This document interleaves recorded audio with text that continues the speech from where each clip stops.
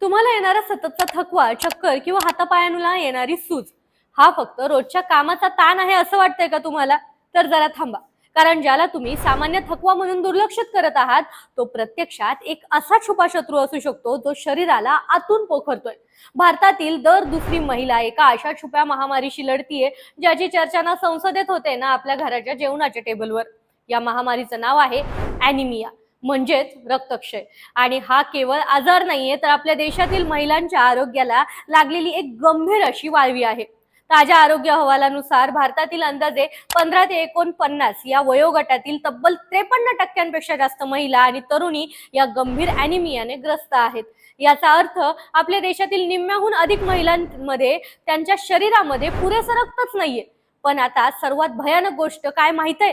हा एक silent killer आहे. शरीरातील हिमोग्लोबिन कमी झाल्यामुळे अवयवांना पुरेसा ऑक्सिजन मिळत नाही. परिणामी रोगप्रतिकारक शक्ती कमी होते, हृदय कमकुवत होतं आणि कामाची क्षमता संपून जाते. तरीही अशक्तपणा हा महिलांच्या 5वीलाच पुजलेला असतो असं म्हणून याकडे सर्रास दुर्लक्ष केलं जातं.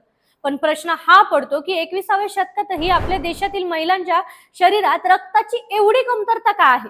यामागे चुकीची जीवनशैली आणि काही घातक सवयी आहेत ज्या आपण रोज आनंदाने करतो. पहिली चूक, जेवण झाल्यानंतर लगेच चहा किंवा कॉफी पिण्याची सवय. चहामधील जे टॉक्सिन्स असतात ते आपल्या खाल्लेल्या अन्नातील लोह म्हणजेच आयर्न शरीरामध्ये शोषून घेऊ देत नाही. दुसरी चूक, डाएटच्या नावाखाली किंवा अज्ञानामुळे आहारात पालेभाज्या, गूळ, शेंगदाणे आणि मोड आलेली कडधान्य यांचा अभाव असणं. तिसरी चूक, शासकीय यंत्रणांकडून शाळा आणि प्राथमिक आरोग्य केंद्रामध्ये आयर्न आणि फॉलिक ऍसिडच्या गोळ्या मोफत दिल्या जातात, पण या गोळ्या उष्ण असतात आणि याने उलट्या होतात.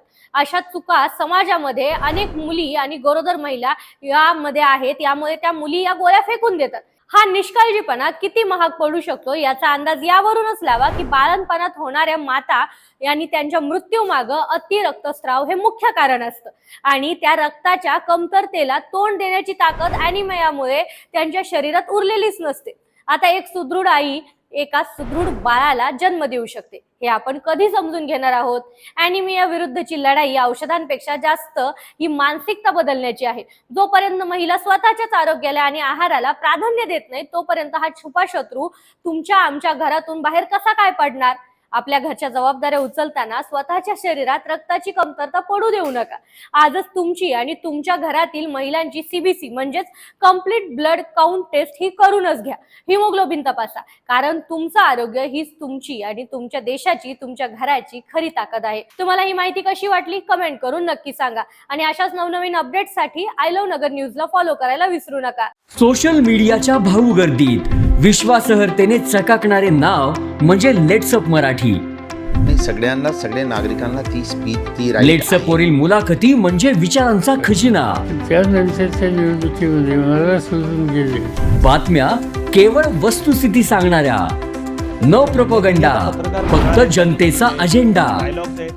क्योंकि आने वाला कल जाने वाला है, जाने वाला कल आने वाला है. राजकारण, मनोरंजन असो की क्रीडा क्षेत्र, महाराष्ट्राची स्पंदने संवेदनशीलतेने टिपणारे माध्यम म्हणजे लेट्सअप मराठी.